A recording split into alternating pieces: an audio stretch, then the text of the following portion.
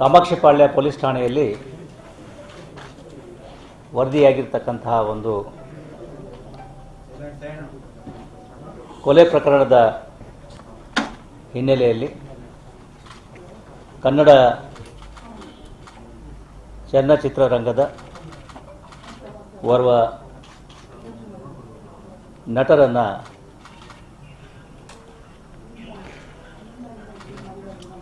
ಪ್ರಶ್ನೆ ಮಾಡಲಾಗ್ತಾ ಇದೆ. ಈ ಕೊಲೆ ಪ್ರಕರಣ ಆಗಿರ್ತಕ್ಕಂಥದ್ದು ದಿನಾಂಕ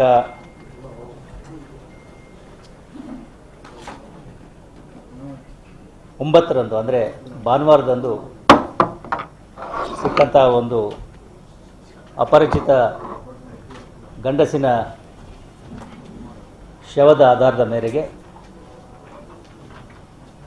ಆತನ ದೇಹದ ಮೇಲೆ ಇದ್ದಂತಹ ಗಾಯಗಳನ್ನು ಗಮನಿಸಿ ಕಾಮಾಕ್ಷಿಪಾಳ್ಯ ಪೊಲೀಸ್ ಠಾಣೆಯ ವ್ಯಾಪ್ತಿಯಲ್ಲಿ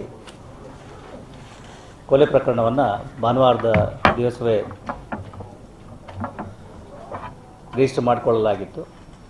ಅದಾದ ನಂತರದಲ್ಲಿ